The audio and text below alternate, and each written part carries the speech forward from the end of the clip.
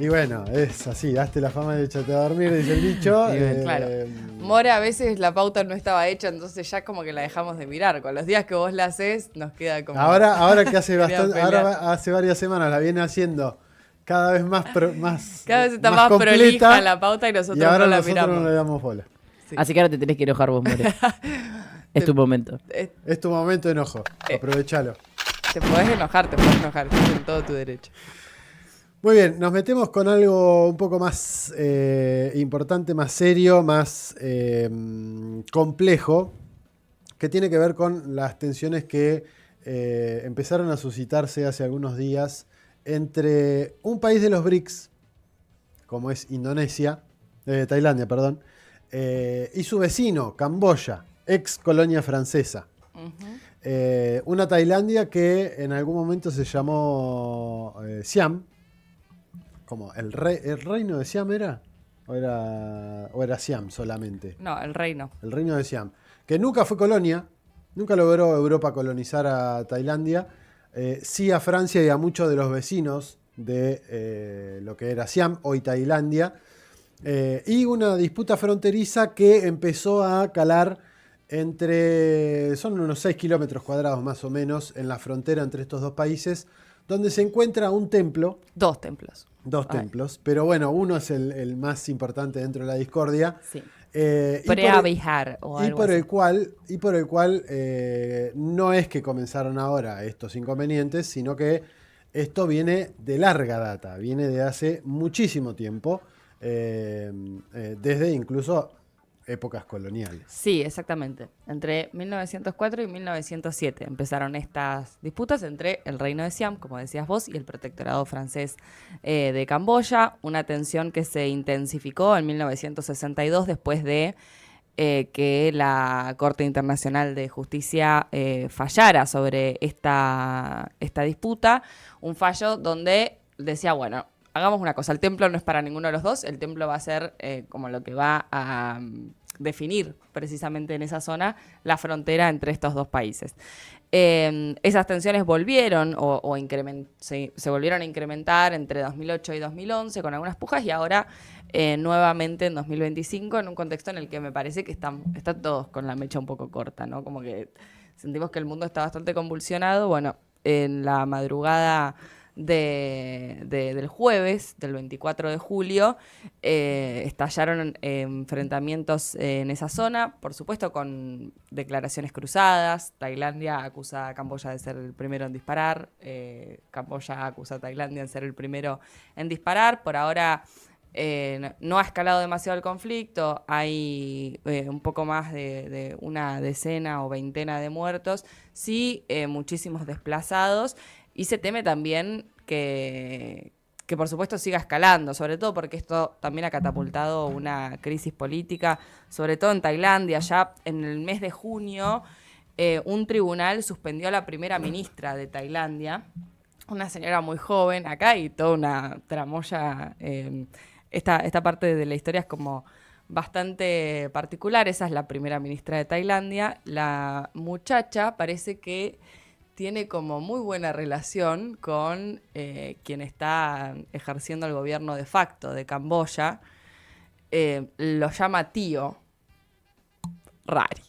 Y se difunde una grabación, aparentemente porque su padre, el padre de ella, que también fue primer ministro de Tailandia, tenía como una muy buena relación con este señor que está a cargo del gobierno de Camboya, que se llama Hun Sen. Resulta que el padre de ella, de esta chica que estamos viendo acá, la primera ministra de Tailandia, es uno de los hombres más ricos de Tailandia, líder de una poderosa dinastía política, una dinastía política muy conocida en ese país. Y resulta que se termina filtrando una grabación, una llamada, en la que la primera ministra de Tailandia habla con su homólogo, tío. Supuestamente. Claro. O sea, sería legalmente su homólogo. Sí, con su tío, porque ella le dice así. En esa llamada ella parece... No es su homólogo, porque ella habla con el padre de su homólogo. En la llamada filtrada, sí. Sí, en la es el llamada padre. filtrada habla con el Es el padre. padre de Hun El Sen. padre del Sí, presidente. porque aparte tremendamente era una breve que iba a traer la semana esa y nunca la menciona. Bueno, ahí ella dice que, bueno, Te juro. menosprecia un poco a los militares de Tailandia, o sea, los Claro. militares de su propio país. Llama tío a Hun Sen y dice que va a arreglar lo que él quisiera. Se recontra repicó, por supuesto. Ahí miles de manifestantes salen a las calles de Bangkok, expresan su indignación. Ella se disculpa, pero por supuesto con muchas presiones para para que deje el cargo, ¿no? Por supuesto. Y a principios de julio, a principios de este mes, un tribunal tailandés la suspende. Y está todo medio convulsionado. Es un poco un quilombo también para entender, sobre todo porque son países que tampoco tienen los mismos sistemas políticos a los que estamos acostumbrados en esta zona del mundo. Pero bueno, hoy lo cierto es que ambos países están disputando la propiedad de este templo, que para la Corte Internacional de Justicia, por lo menos del año 62, no le pertenece a nadie, sino que solamente marca la frontera. No, estamos hablando de una frontera de 800 kilómetros, o sea, es enorme, y que es una frontera totalmente colonial, digamos. Ya bien sabemos que gran mayoría, ¿no?, de las fronteras, más que nada en el sudeste asiático, en África, y podríamos incluir a América Latina también, en gran medida están dadas no solo por las guerras civiles internas, sino fundamentalmente por la retirada luego del poderío colonial, y que decidió, bueno, vos recién, Nico, mencionabas un poco que siguieron perteneciendo a Francia, ¿no?, durante muchísimo tiempo. Entonces esa frontera inestable también genera, digamos, esta tensión histórica entre ambos países, y que también lleva a muchísima desconfianza sobre cómo se pueda llegar a resolver esto, porque uno dice, bueno, ¿qué nos importa un conflicto, digamos, por un templo en una región mínima del sudeste asiático? Un poco ahí lo que se habla es, bueno, primero la importancia que tiene esta zona dentro del sudeste asiático para todo, digamos, el comercio global, y fundamentalmente el rol de China, digamos, en esa región. Por el otro lado, también la cosa escaló rápido porque se convocó desde Camboya a el Consejo de Seguridad de la ONU, que se reunió de emergencia para abordar esta crisis. Luego no hubo declaraciones o un comunicado público al respecto de qué se definió en esa reunión del Consejo de Seguridad. Sí hubo algunas declaraciones que salieron a hacer anónimamente algunos de los participantes de la reunión, que entre algunas de las cosas que se definió... Ay, no, sigan. No, bueno... Eso, no hubo una declaración oficial. Ay, no, pará. Estaba muerta. No. Se le va a quedar el mate. Espectacular. Bueno, no hubo una declaración oficial, pero está claro, digo, hay un solapamiento cultural también en esta zona, digo, que cabe resaltar, porque, a ver, el templo se encuentra en una región que podríamos decir pertenece, digo, dentro de lo que estaba marcado como frontera, es una región tailandesa, pero los habitantes hablan jemer, además de tailandés, por eso lo que plantea Camboya es que, bueno, se termina poniendo de relieve que hay un solapamiento cultural donde, bueno, el jemer es la lengua oficial.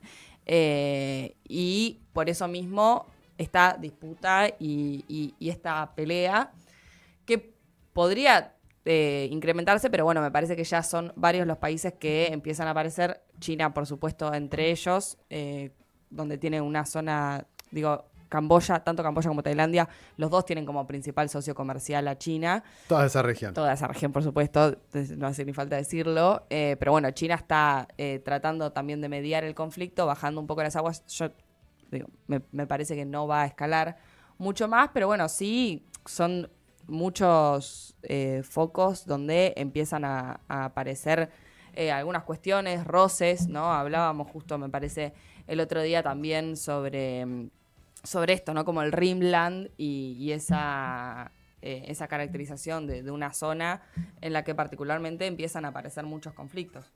Sí, acá lo importante, siempre decimos, es mirar un mapa.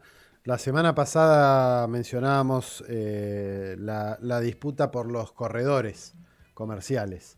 Y no hay que perder de vista que Tailandia, más allá del enfrentamiento, la disputa que tenga que ver más con el plano histórico respecto a esta región, estos kilómetros de distancia que se están disputando con Camboya, es un miembro de los BRICS. No hay que perder de vista eso, me parece. Más allá de que ambas naciones tengan vínculos comerciales principalmente con China, no hay que perder de vista el pasado colonial y la influencia de potencias europeas, sobre todo sobre algunas de estas regiones.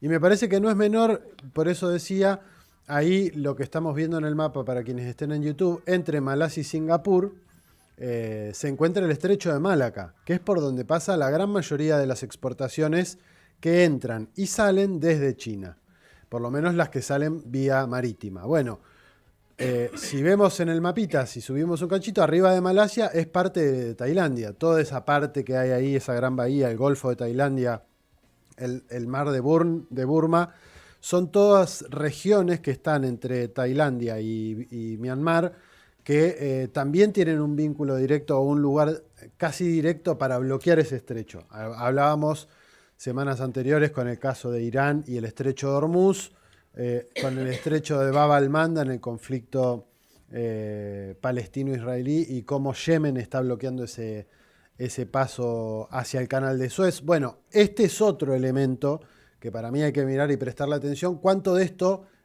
por lo menos hay que preguntárselo, cuánto de esto está jugando en esta disputa que está habiendo entre Occidente y las potencias emergentes o los BRICS o el sur global, que empiezan a buscar consolidarse como una especie de alternativa? Y lo otro es que, así como en su momento hablábamos, y esto también lo vinculo, por eso siempre hay que vincular lo geográfico con lo político, con lo económico, con lo cultural, porque todo eso está mezclado en este tipo de análisis. Esto es el bajo vientre de China. Esto es como la Ucrania, o podría ser tranquilamente como la Ucrania de Rusia. Un lugar cuasi fronterizo, de zona de influencia habitualmente de estas potencias regionales. O, si queremos vincularlo o relacionarlo, podría inclusive hacerse una comparativa con lo que está pasando en el conflicto, o lo que ha venido pasando en el último tiempo, con Azerbaiyán, con Armenia, con el corredor que quieren pasar por ahí, el Swangún, que decíamos que es el que limitaría o resquebrajaría la posibilidad de un vínculo más directo entre Armenia e Irán, que son aliados, que esto a su vez influiría en el corredor norte-sur, que tiene a 4 actores: Rusia, Azerbaiyán, Irán y la India. Digamos, todo esto está mezclado dentro de estas cosas muchas veces. Entonces, como mínimo, me parece que el elemento es preguntarse cómo están jugando las potencias occidentales. Tanto Estados Unidos como la Unión Europea, la OTAN, salieron inmediatamente, casi inmediatamente, a decir: estamos muy preocupados por la escalada del conflicto, bla, bla, bla, bla, bla. Ya si Estados Unidos y la Unión Europea salen inmediatamente a decir que están preocupados del conflicto, a mí me huele a que son partícipes. Pero es una deformación profesional mía. No quiere decir que tengan que ser ustedes. A mí por lo menos me pasa que, como mínimo, me tengo que poner la pregunta de, bueno, ¿cómo están jugando? ¿Qué están haciendo? ¿Por qué ahora? ¿Por qué de un lado y del otro se acusan justo ahora, en este momento de escalada de tensiones? Mencionabas lo del Rimland y el Herland, que son las teorías de la geopolítica más clásica, más de Mackinder en realidad.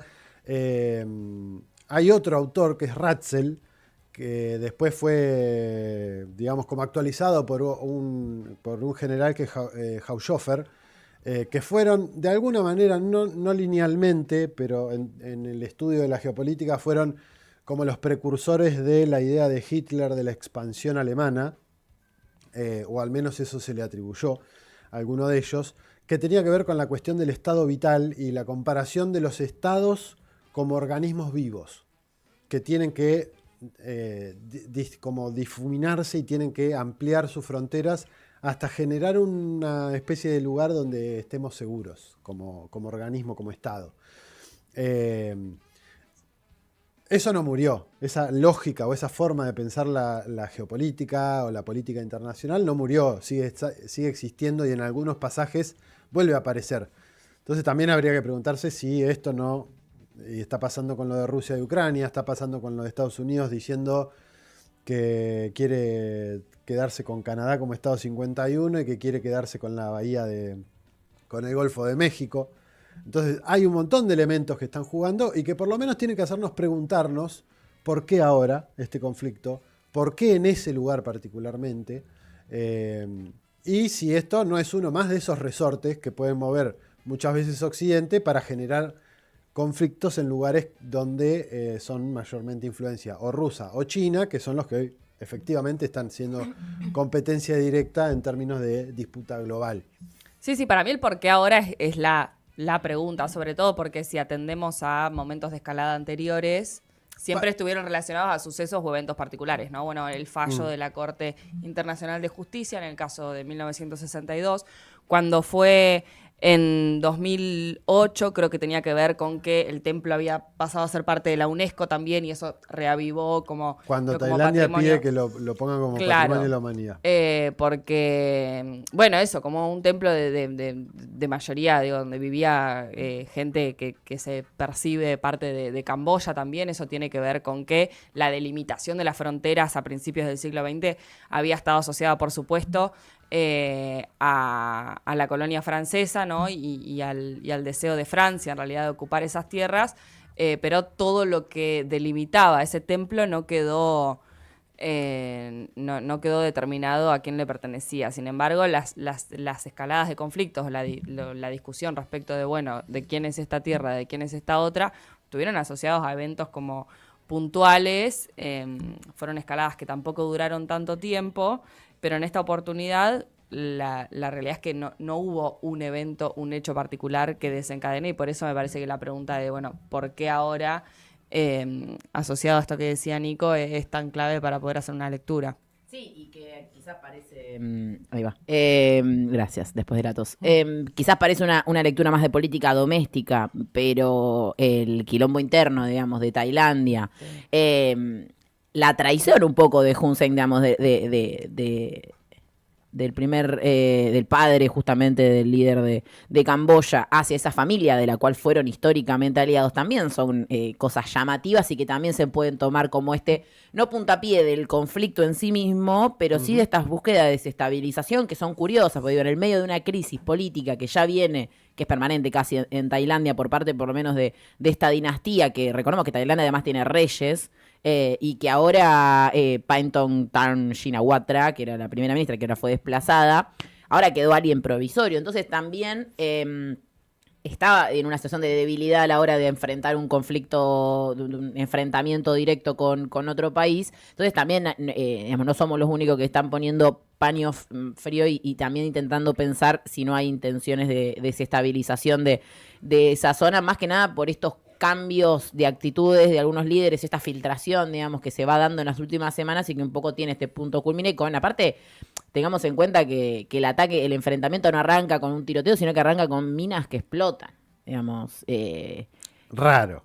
Es raro y que no hay muertos en primera instancia, digamos, en la primera simplemente hay un herido y eso desencadena como un conflicto tan... Es como...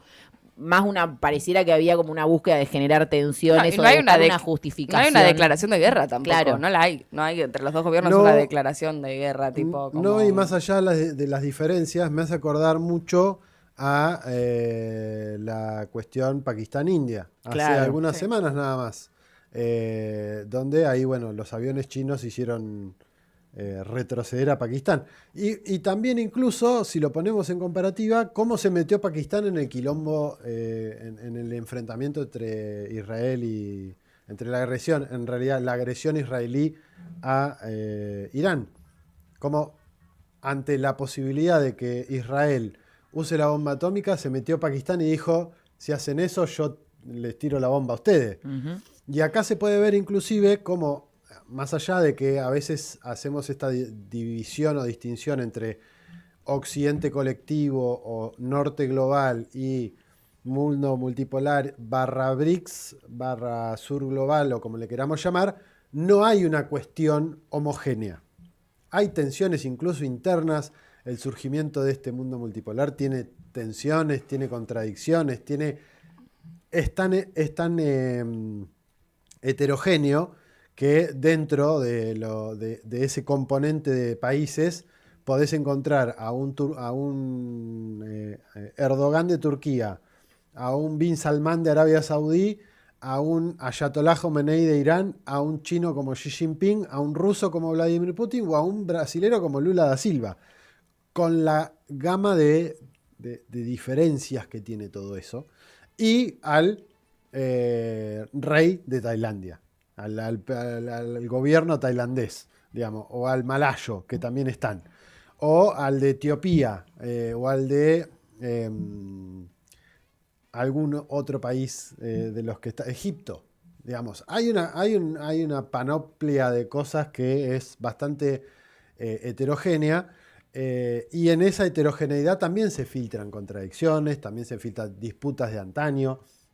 Bueno, muchas veces, por eso decimos que hay que preguntarse si en realidad este tipo de conflictos, que parecen que van a escalar mucho, pero después logran como minimizarse, en realidad no son intentos de fusibles que se prenden para tratar de desestabilizar tal o cual región. Y, por lo menos si vamos a los últimos que han estallado en el último tiempo, estamos hablando de frontera con China, frontera con Rusia, frontera con Irán. Son las regiones donde están apareciendo los conflictos. Bueno, nada en... Sí, y aparte en este caso particular, digo, Tailandia viene abordando con China la posibilidad de crear un estrecho, digo, para reemplazar el estrecho de Malaca, digo, puntos que están como estrangulados, si queremos, o controlados por Estados Unidos. La pretensión es poder excavar un túnel de aproximadamente 100 kilómetros de largo. Es, por supuesto, una inversión muy larga que China estaría dispuesta a hacer, lógicamente porque reduciría desde 2 a 5 días los tiempos de envío. Es una locura. Y estamos hablando de que, en relación a esto que decía Nico, y para tener un número más concreto, China tiene el 30% del transporte marítimo mundial. Digo, el 30% del transporte marítimo mundial pasa por ese canal que veíamos, por este estrecho de Malaca. Para China eso incluye casi 2/3 de su comercio marítimo y el 60% de sus importaciones de petróleo también. Y es una vía que está repleta de buques de guerra de Estados Unidos.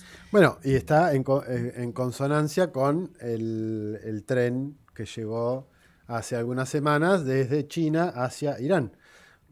Y por eso es importante, como decíamos la semana pasada... El canal de Kra es lo que se quiere hacer ahí en Tailandia para, bueno, evitar un poco ir hasta tan abajo y sí, tener que pasar por Singapur, por Malasia. Que la vía sea un poco más corta. Es como se ve, por eso la semana pasada hablábamos de unir cabos. Porque muchas veces unir esos cabos lo que permite es precisamente ver la foto completa o el panorama completo y ver que no todo es tan lineal, no todo es tan sencillo. Claro, ahí lo vemos. Ahí donde Tailandia se hace chiquitita es donde tenemos la idea de qué sería este canal de Kra que se baraja, se trabaja entre China y Tailandia. Una inversión que requeriría entre 28 y 66 mil millones de dólares. Bueno, hay elementos. Ahí tiramos algunos elementos para tratar de entender qué es lo que está sucediendo. Esperemos que esto no pase a mayores, que vayan bajando las tensiones y que la semana que viene ya tengamos esto como un recuerdo ingrato de unas tensiones que se dieron entre dos pueblos hermanos, porque en definitiva no dejan de ser dos pueblos que terminan enfrentándose muchas veces por intereses de otros. Ahora sí, escuchamos algo de música y a la vuelta nos metemos con el próximo tema.